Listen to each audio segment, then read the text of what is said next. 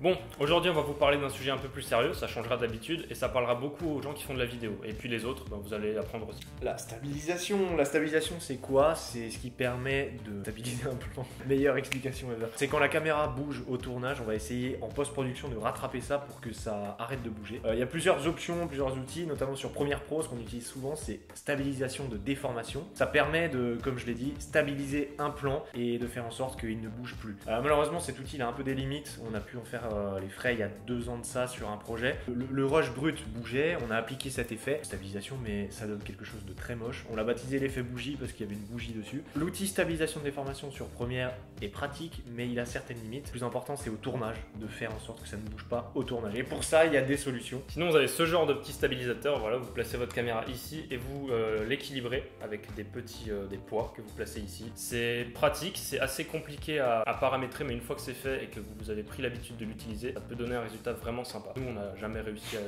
stabiliser. On l'a jamais paramétré. On l'a jamais vraiment utilisé comme il faut. Non. Mais c'est pratique, sachez que ça existe. On vous met tout ça dans la description si vous voulez vous y essayer. Sinon il y a la solution DJI. Donc DJI vous devez sûrement connaître pour avoir fait les drones. Donc ils sont assez calés dans tout ce qui est stabilisation 3 axes. Et celui-là c'est le Ronin S, donc qui suit un peu la gamme Ronin M, qui sont pour la plupart très chers, plus de 1000 €. Celui-là est un peu moins cher, voilà, il coûte 800 balles, donc qui est très accessible. On retrouve tout d'abord en bas un petit trépied ici qui se dévisse. Petit trépied très pratique quand vous devez faire les réglages de votre stabilisateur pour qu'il soit bien plat. Juste au-dessus vous avez le petit grip qui sert en fait de batterie. Parce qu'à l'époque, les batteries c'était des petites batteries comme dans les caméras et tout. Là maintenant la batterie c'est inclus dans le truc. Du coup vous avez juste à le recharger via un port USB-C, donc qui est extrêmement pratique surtout quand on part en voyage. La recharge prend à peu près 2 heures et l'autonomie est, attention mesdames et messieurs, de 12 heures. Oui j'ai bien dit 12 heures mesdames et messieurs, 12 heures. Et au-dessus vous fixez justement le grip de batterie à l'armature qui est une armature avec 3 moteurs pour la stabilisation 3 axes. Et vous remarquez aussi, je ne sais pas si vous le voyez en tête zoomée, un espèce de follow focus qui est quelque chose qui coûte normalement très cher dans le commerce quand on veut l'utiliser sur une caméra pro. Bon, on peut pas le faire avec le GH4, voilà, mais sur des caméras comme par exemple les Blackmagic, le GH5, ça fonctionne et ça fait un taf exceptionnel. Concernant notre propre avis personnel sur le Ronin S, on n'a pas pu beaucoup l'utiliser pour le moment vu qu'on l'a acheté il y a très peu de temps.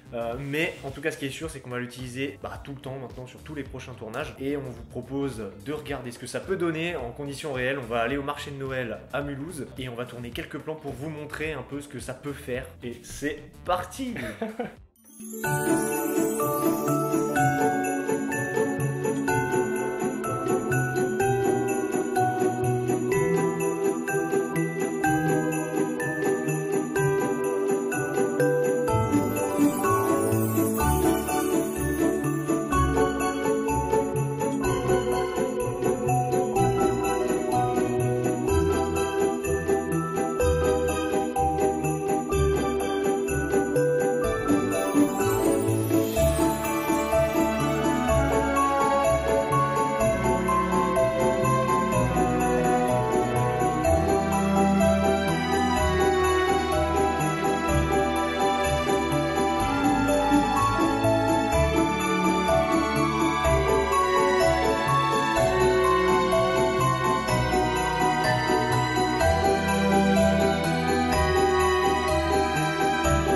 Comme d'habitude, si la vidéo vous a plu, vous pouvez laisser un petit pouce bleu et un commentaire. N'hésitez pas à vous abonner à la chaîne YouTube parce qu'il y a beaucoup de choses qui vont arriver. Enfin, on s'avance pas trop, mais à plus!